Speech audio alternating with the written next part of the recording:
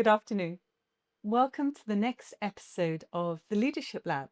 I'm absolutely delighted to be joined today by Alison Buchanan, the Artistic Director of Pegasus Opera. Welcome, Alison. Thank you, Susanna. I'm really happy to be here with you. We're so thrilled that you could join us. We talk a lot with our scholars about leadership being a journey, not a destination. Can you share a little bit about where it all began for you? Well, that's a really good question. I was thinking about this, and I guess I've always been a leader, but I didn't know I was a leader. And incident came to mind when I was in my middle school.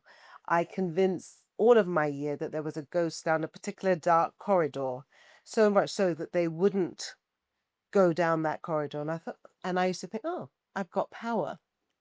And then when I always felt as a child that, like, when I put my hand up to answer a question, no, people didn't would talk over me, so I didn't think I had a voice. But when I started singing, I had a voice, and I realized that I could lead people, an audience, and make them sad. I could make them laugh. I could make them happy. So in a way, that is leadership. And then one of the first sort of leadership things, another, other than being a singer myself and leading my career and sort of that sort of thing, I was asked to curate 14 concerts, lunchtime concerts for the Covent Garden Opera Festival. And by the second week, it was standing room only. And the people who ran the festival came and they said, because they had heard so much about it, and somebody was singing the Wesendonck-Lieder, and he said, "Where is she singing?" I said, "Nowhere." And he said, "Why?" I said, "Because people like you do not give us opportunities." And then the next year we were in the festival, we were on in the Guardian.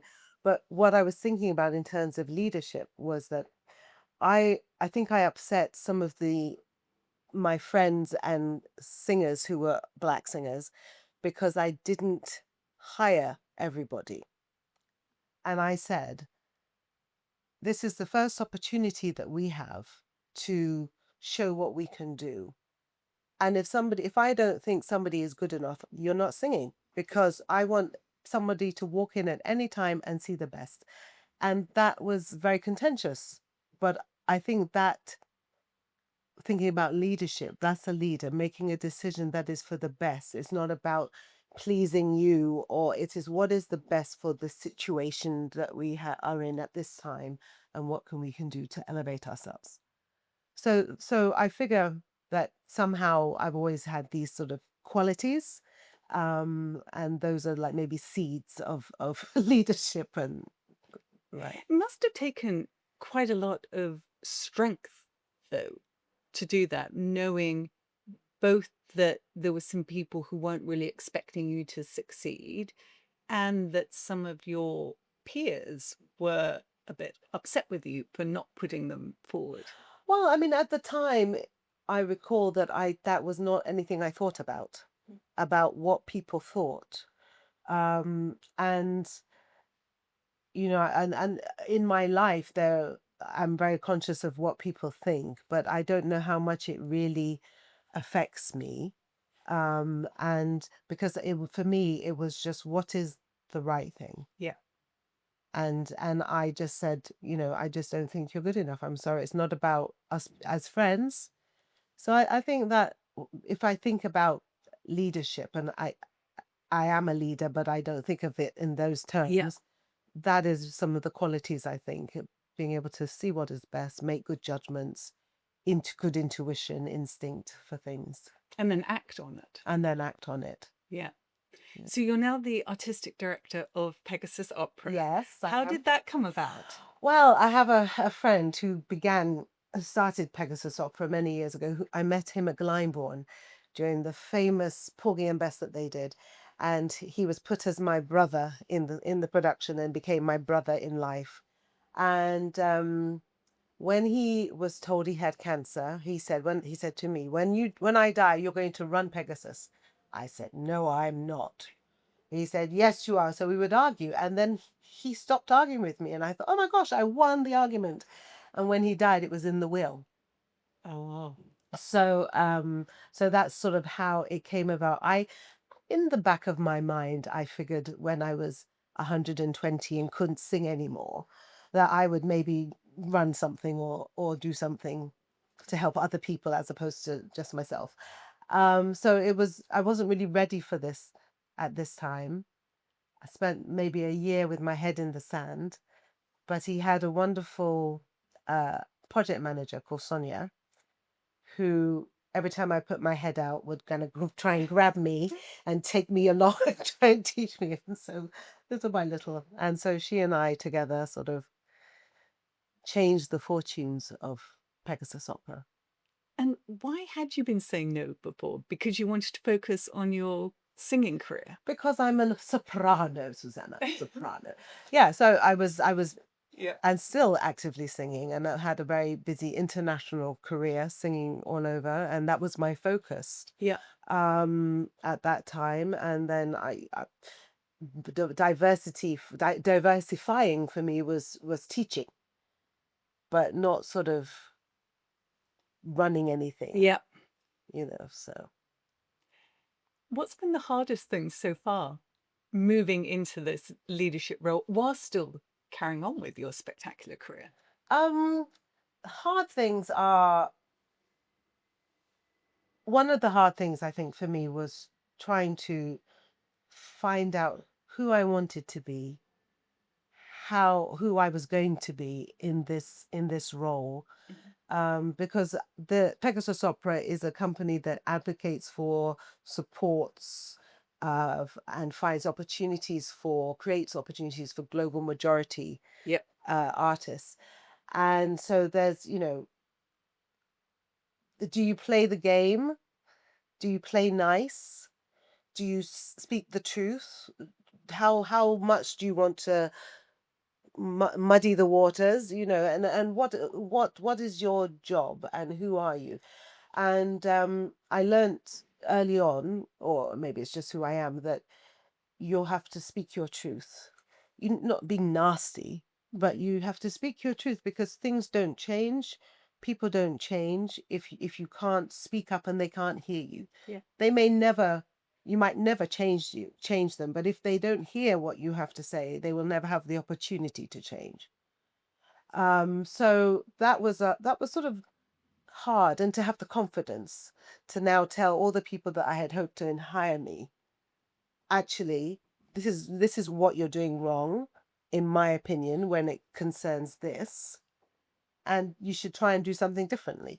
Pegasus is the only opera company in Europe, isn't it, that focuses on supporting voices from the global majorities? I believe it is. I recently heard of something in France, but it's not an opera company. They don't put on operas. They do galas sometimes, and they have a competition, and give scholarships to singers, black singers. But we are the only opera company, and I'm the only artistic director, black British female artistic director in England and Europe, to our knowledge.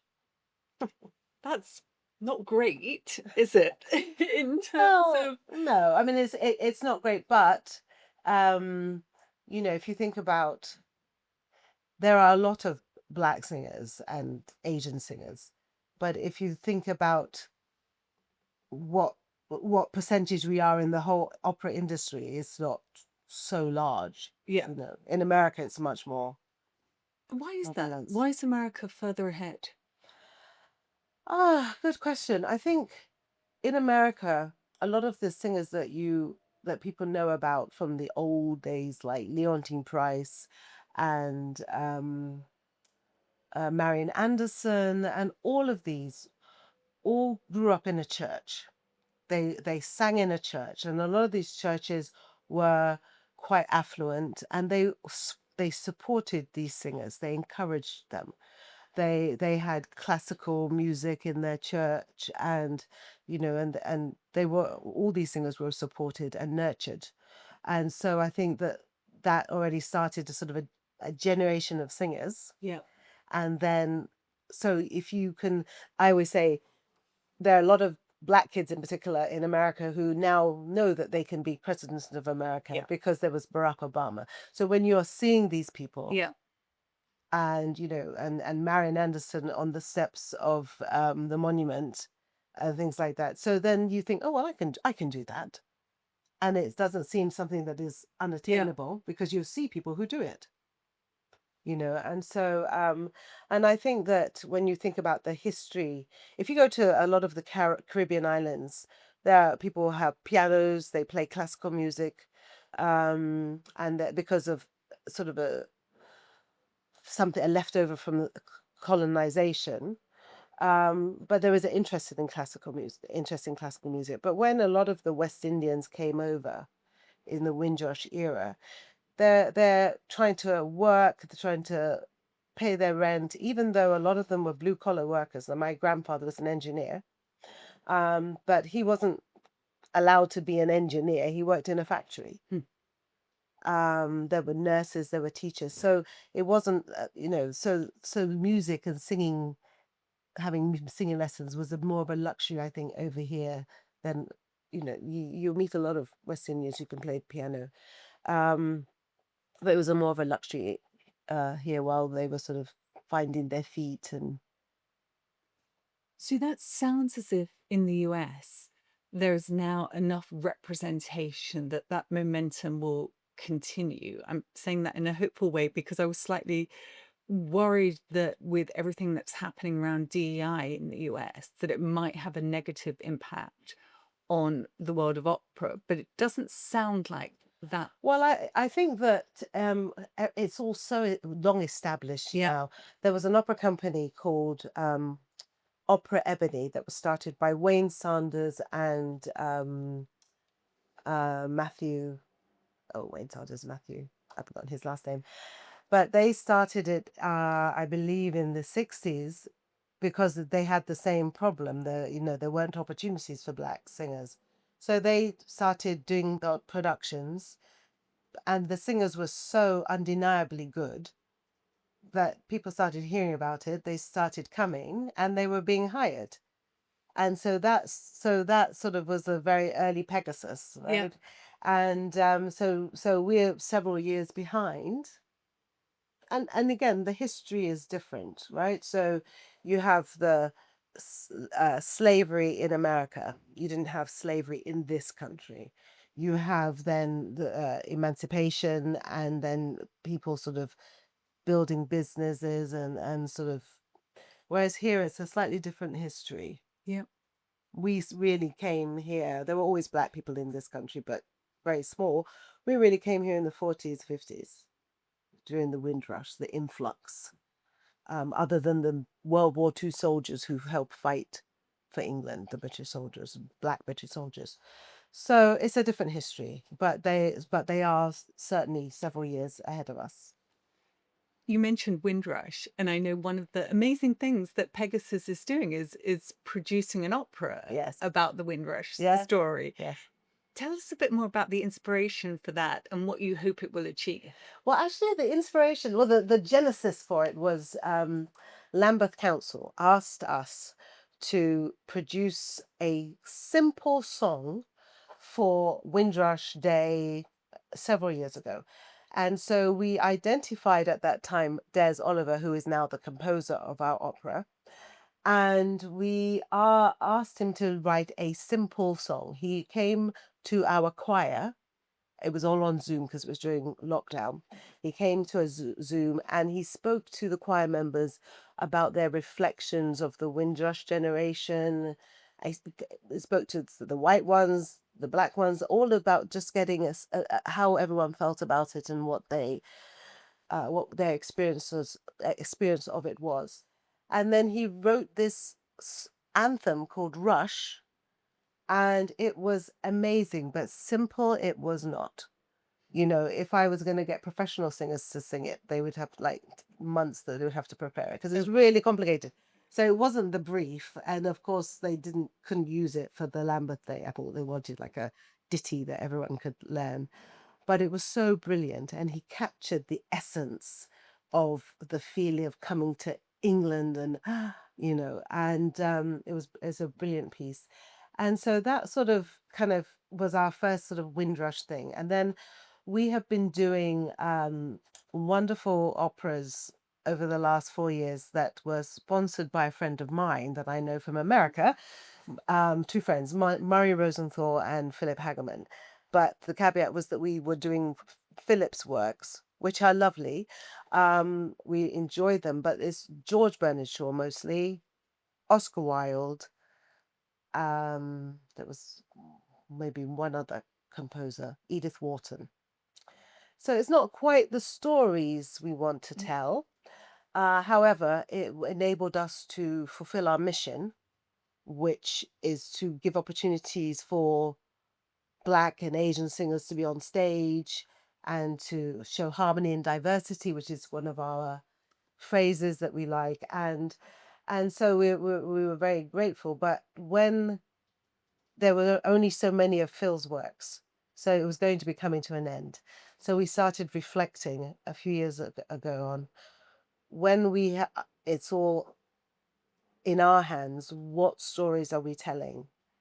What should we do? Should we commission an opera? Should we take an opera that's in existence? And we decided that we wanted to not just tell a story that is ours, it's a story that is all of the England's, all of Britain's, because Britain today is how it is because of the people that came over after the war, helped rebuild it, helped start the NHS, all the things that, and the music that you hear, you walk down Brixton High Street, all the flavors of food is because of immigration and people coming over who were British citizens.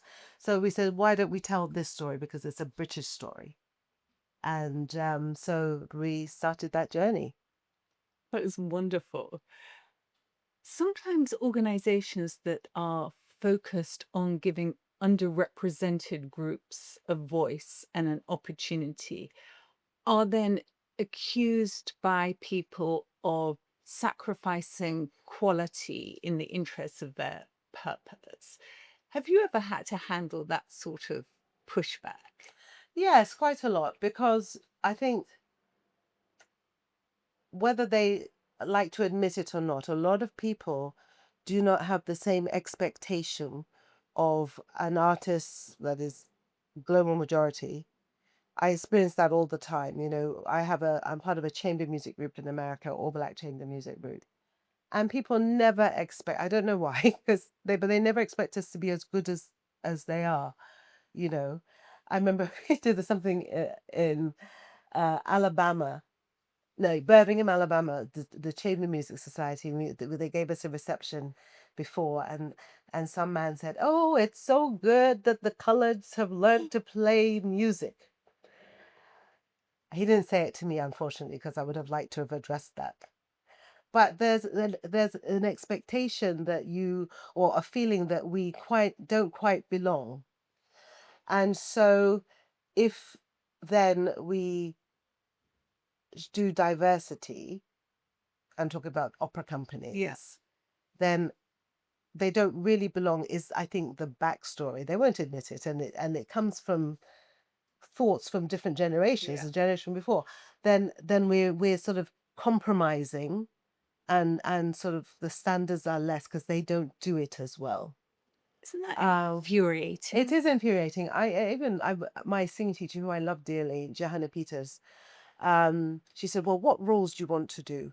And I love Strauss, so I said I want to sing Strauss. She said, "Well, they were not uh, Black countesses and nobility in the German court, so you can't do that."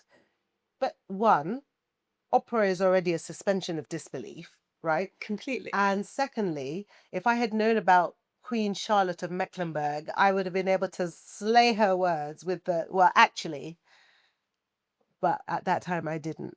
No, a little time later, because I read about her sometime later, but I didn't know at that time. And sometimes it's really good to arm yourself with information, because people will come with their preconceived notions and silliness and tell you, and unless you know, you take it on. Yeah. Now, Must be hurtful, isn't it? As well as frustrating? Or I don't know if it's hurtful. I mean, I am the kind of person, she told me that, and I thought, we'll see. I'll show you. I'll show you. Yeah. I So it did. was actually motivating. It kind of motivated me. I mean, hurtful. I mean, I can't take on your ignorance. Yeah.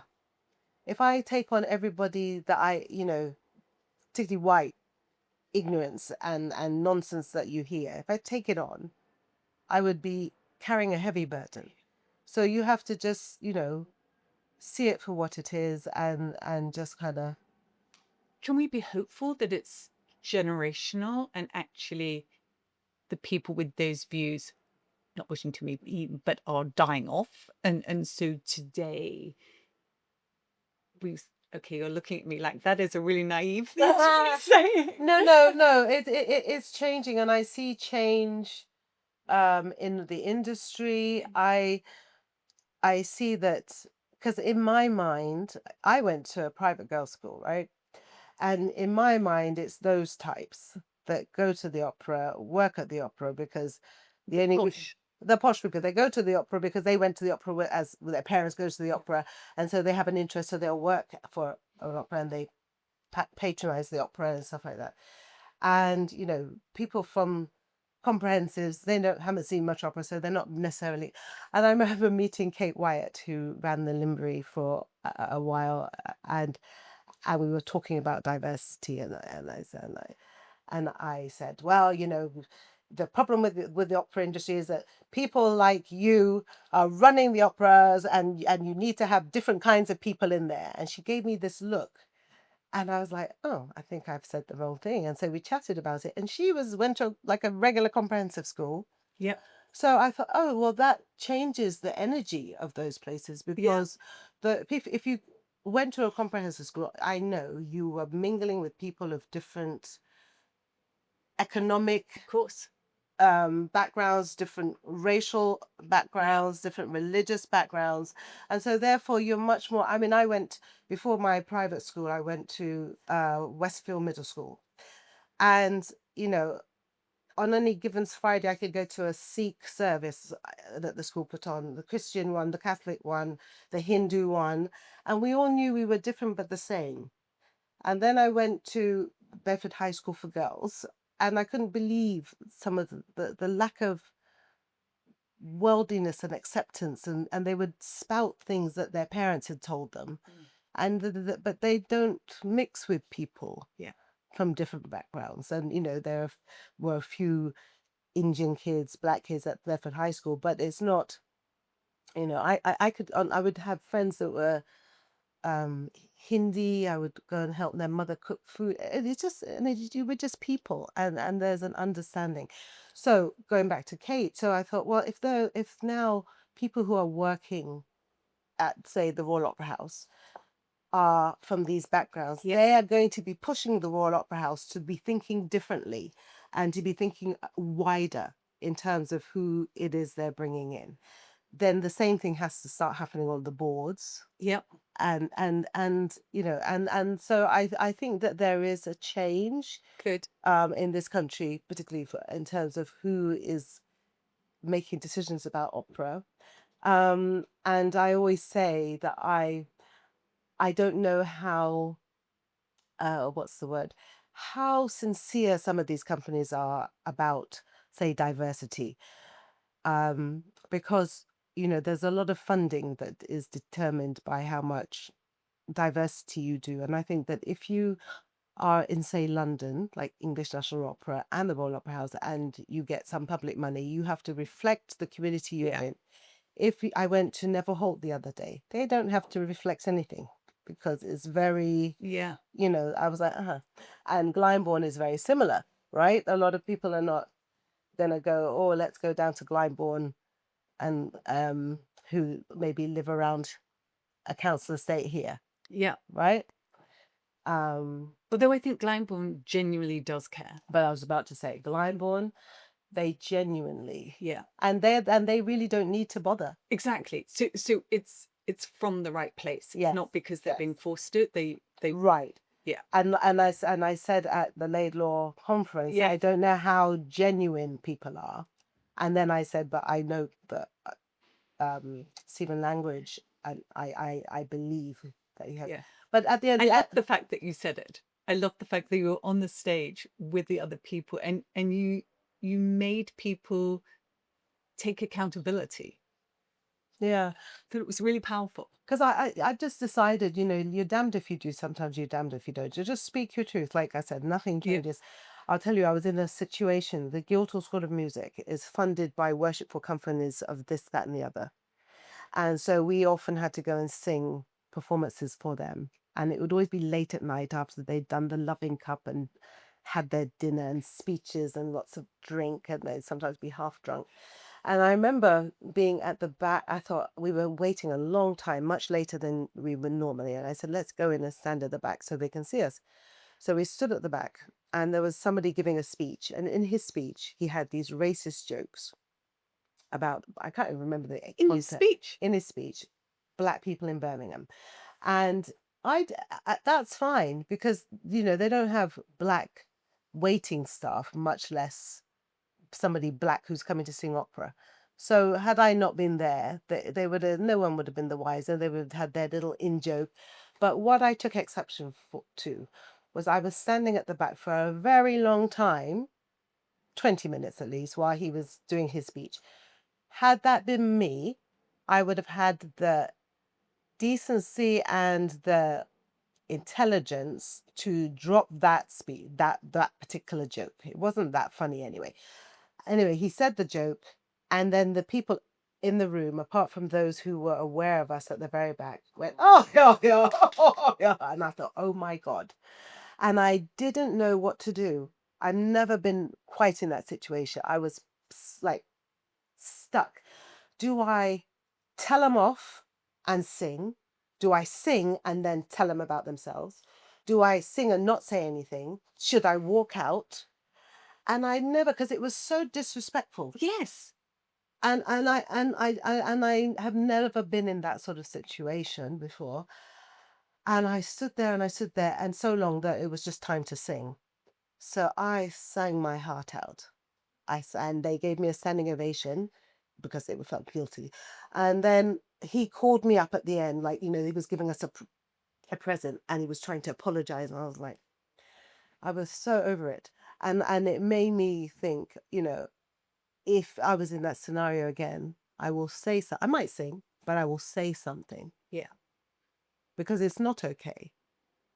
It's not okay. And like I It said, makes me feel sick just hearing it oh yeah, about it. It must have been so awful to be standing there and then just feeling that there was no right answer. right. Yeah, or it was quite awful. But these things define you, and I have many defining moments in my career. Yeah, and with Pegasus and our mentees, for instance, and the people we work with, I have this policy. I say, I do not pussyfoot. I will not pussyfoot. I will tell you what I think honestly, and I hope they know that it comes from a place of I want them to do better. And you can't do better if you don't know where things are not quite right. Yeah. You can take it or leave it, but it's my duty to tell you what I think, and in a constructive way about whether it's your voice. And so I have these conversations with our singers, and I think they value it. A really lovely moment for me. We had a masterclass with Roderick Williams, which is amazing. That's so amazing. He's just a wonderful man.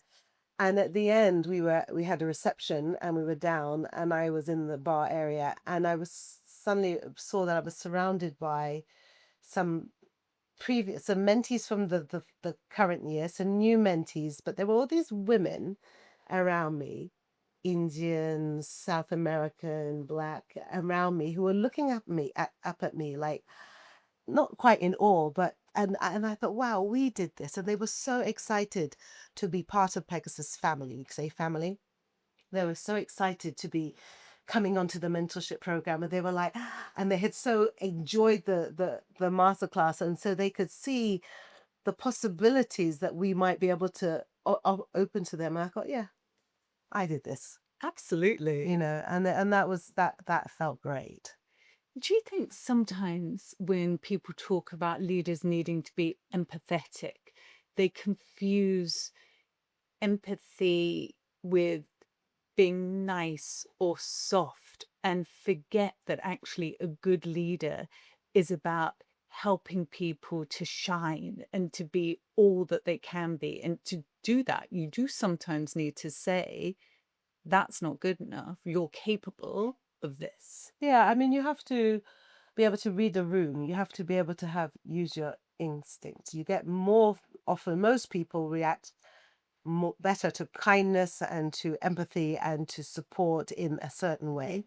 But if you are, I'm not a parent, but I see with my sister and her kids, when you're a parent, you know which of your children need a harsher Yeah.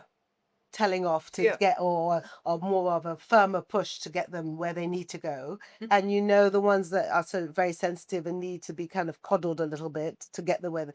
And so, you know, you have to kind of, I think when you're leading people, you have to try and see what is the best for those people, and to be nurturing and caring and kind.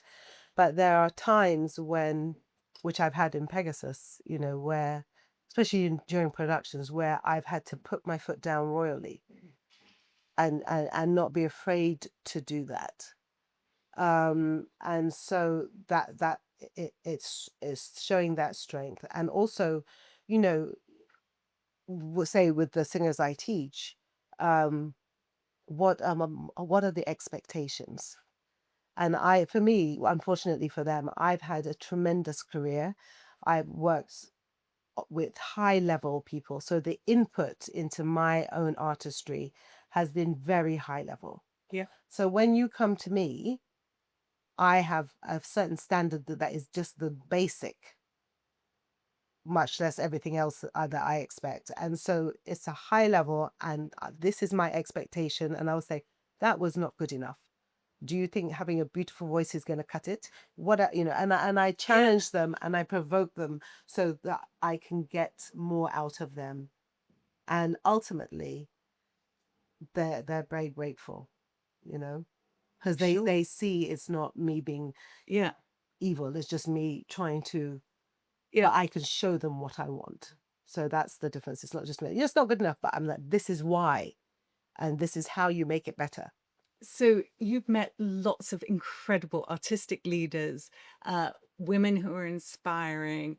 You've mentioned Betty Allen before. Can you tell us more about her?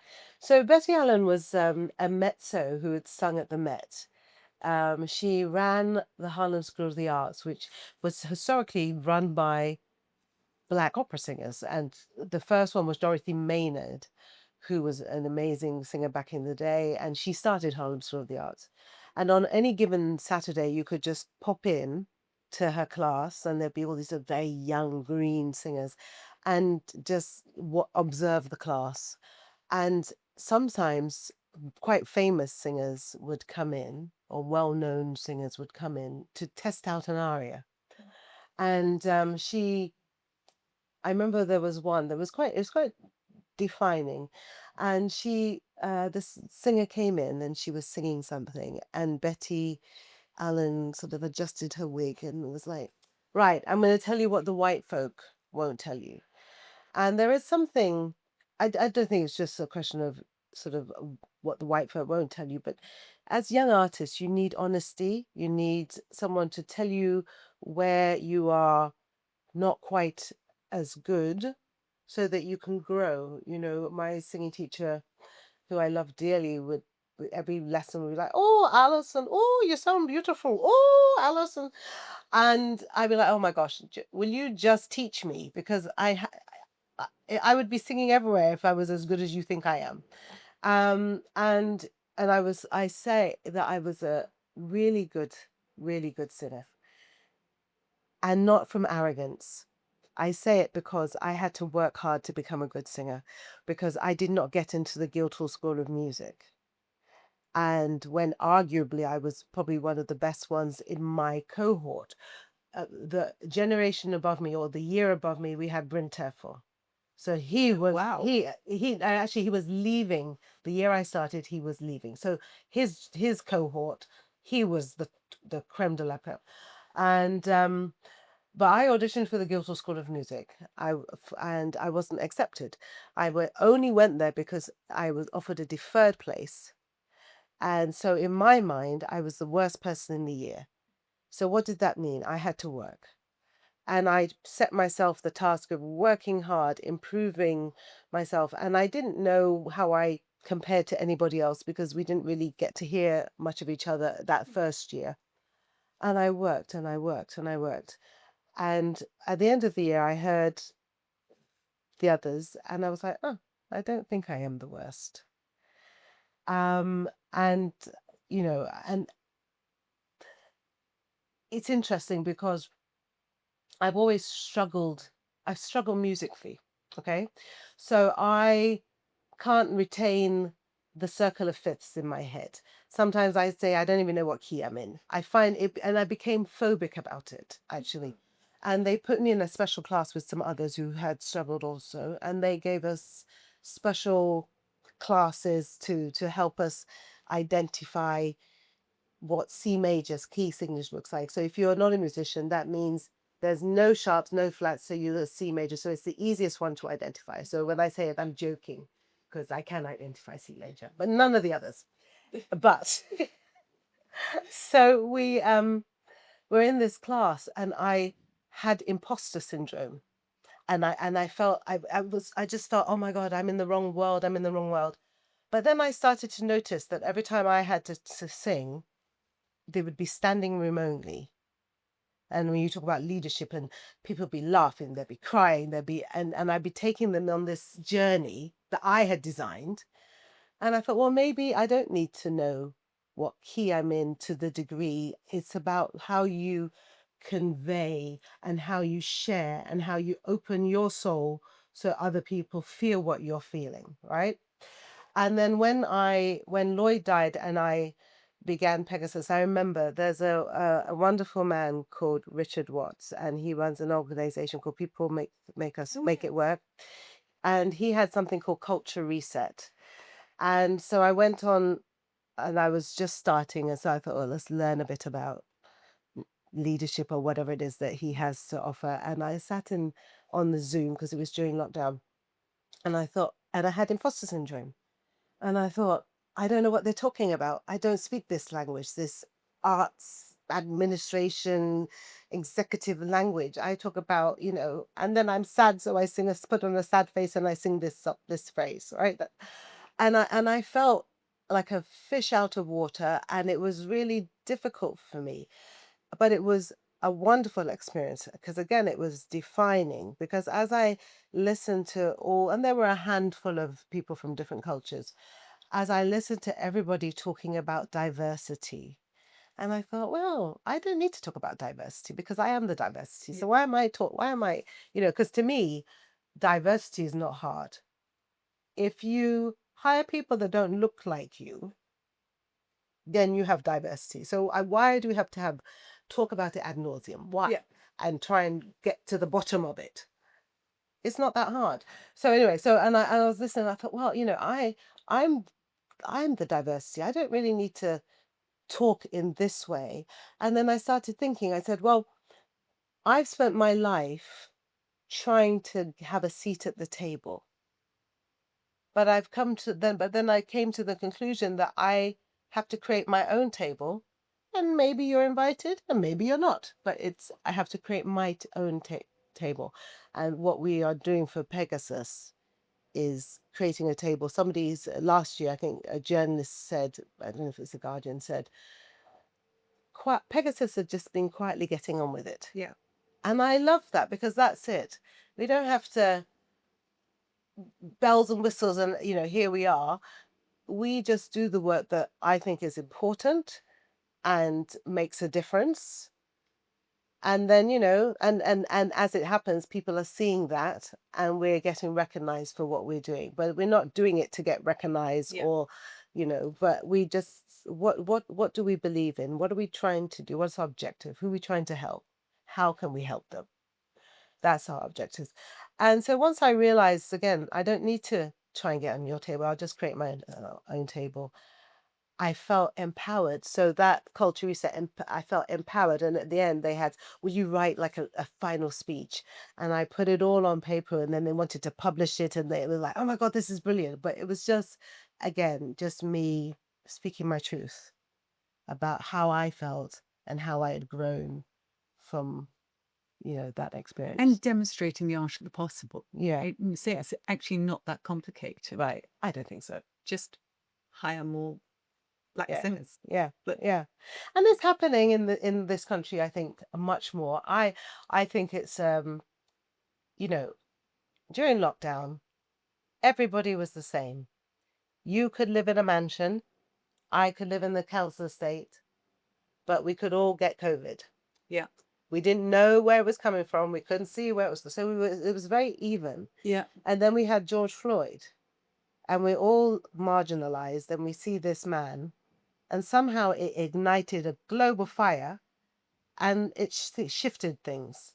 good. And I think that the opera houses and people in the arts, but particularly opera houses, I think theatre has always been ahead of opera.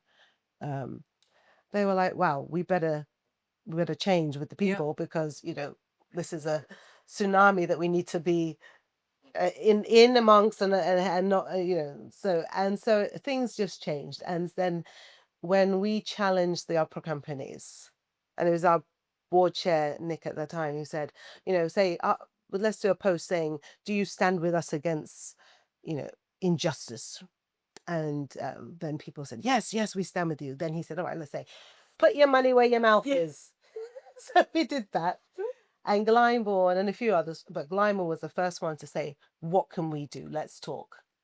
Yes. So And you still have a reciprocal mentorship program. yes, with we them, do. don't you? We do. Which is great. We do. And we're hoping that to take some of our Windrush the opera along with them as well, because they seem quite receptive to that. But and it's very fitting. I don't know if you know this, but Pegasus was born at Glyndebourne, because when we did Glyndebourne that year, and I don't know if you knew about that, Porgy and Bess, that they did it. And that you started. I starred as the chorus number 2. Well, went on then, launched your career. I did you? started there. Yeah, I started there. I Yeah. wanted to go into medicine, actually. Yeah, I wanted to go into medicine, and then when we did Glyndebourne, I said, "Oh, there's nothing better than this." And I met Lloyd, and there were all these singers, black singers, who had were employed to do Porgy and Bess, and afterwards there was absolutely nothing for them to do. So Lloyd said, "I'm going to start a company that shows harmony and diversity, and I'm going to put on these productions to give myself and other singers Yeah. opportunity." So that's where Pegasus itself started. And so it's very fitting that they are, I would say, our main partners. Yeah. It's great. Opera itself is full of emotional highs and lows, isn't it? And moral complexity and challenges to do the right thing and people being drawn to do the wrong thing. And the fallout from flawed leaders. What do you think our scholars and just people generally can learn about leadership through some of the great operatic stories? Well, I don't know really. One of my favorite characters is Tosca. I don't know if you can learn from this. I don't know if it's a good example, but I admire Tosca. When I sing Tosca, I say I love her, because she stood up for her man. She stabbed the man who was going to oppress her, and then when she realized her man was gone, she jumped off of the building so she could kill herself instead of be caught. So I don't know what lessons quite I could spin from that, other than do you be Yeah. strong, Drive. drive, and stand on your convictions. Yeah. So, and I think opera is full of people who, especially women, who stand for for their convictions, and don't always accept what is their fate, or their, as a woman, or as they sort of fight against it. They're often willing to sacrifice. They or if you look at Contessa in Marriage of Figaro Yes. with Susanna, they are able to orchestrate a change in this countess's relationship strategically, and they sort of think, devise. So They also collaborate, don't they? collaborate, There's a yeah, sort of a sisterhood that comes through there, exactly, yes, despite maybe yes. difference in position within the story. And not just accepting the status quo. Yeah. Oh, did I say that right? I live in America. Status quo, status quo. What did we say here? I think status quo. Status quo. But Okay. I was born in America, Were so you? yeah, so Where I'm was very that? confused. Uh, Burlington, Vermont. oh wow. Wow, wonderful. Oh, interesting. Yeah, so okay, so I did find a relatively Yeah. tenuous link to your answer your question. No, but yeah, but especially I think for women leaders, it's I teach in America, and I have these amazing students who are in DC, who are women who are in government. One of them was the first black woman to be in finance in America, and she's in the Library of Congress as a trailblazer. So she was in finance when black people weren't really in that, and women weren't in that. So trailblazer, they're strong. They've had to, be strategic, compromise, not compromise, and it takes a certain kind of strength Yeah. to be. And then a woman. There's a film called The Wolf of Wall Street, Yeah. and another one of my students, she was in that group of people. She was one of the few women when she started in that world. And I said, was it like that? She said, yes. Oh, So I can't imagine. revolting. I can't imagine. But yeah, so I think that I'm fortunate to be around a lot of strong, particularly women leaders who have, lived their life on their terms and sort of done what they needed to do to progress. Which is inspiring. Yeah, it's very Yeah. inspiring. Very inspiring. We have a tradition on this podcast that the previous interviewee asks a question to the next without actually knowing who they're going to be. So Sergei Guriev, who's the Dean of London Business School, had this question. So he said, how do we keep our kids' generation more optimistic about the world? And he said, maybe they're right that the world is broken, but maybe it's just the negativity of social media, which tends to disseminate critical negative information about the state of the world. So, how do we engender that optimism? I think it's difficult because I worry. I mean, when you think about all the things that are happening currently, we are handing over a lot of stuff. But I think, I think the kids, when I was speaking earlier about George Floyd, and it really was the younger generation that drove a lot of that. And that really inspired me. And I thought, well, we're in good hands because they're going to take charge. And I think just reminding them, this is your world to shape as you want. You can do anything. You can make differences. If it looks bleak now, you can make a difference. What are you going to do differently? And inspire them to kind of come together and to learn. That's the thing that I find so upsetting, that we don't learn, as humanity doesn't learn from the past. When you think about the Holocaust, you wouldn't think of people that had that happen to them would ever do anything similar. You think about America and sort of, from my perspective, Ku Klux Klan after emancipation, 13th Amendment, all these things to suppress and people from a different culture, different color to you. But yet we get things like George Floyd. Now that Trump is in the rhetoric is empowering and fueling the hate that people feel. And so it's very worrying to me, that we repeat things, and the lessons that as parents and as leaders we should be giving to the youth is that, don't learn from what's Learn from happened. history. Don't repeat it. Yeah. go forward, and if you go forward, you can make such a beautiful world, you know. That's really inspiring. Yeah. What would you like to ask my next interviewee? Oh, right. To see. I think I'm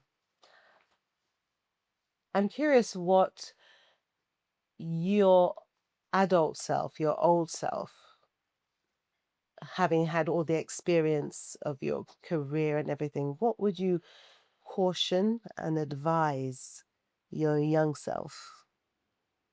That is a fantastic question. Alison, thank you so much. Thank This has you. been completely fabulous. Thank you. Love all of your words of wisdom, and thank you for sharing so many stories. It's Thank been really you. powerful. Thank Thank you. you. Thank you so much. Thank you. Thanks. It's been a pleasure.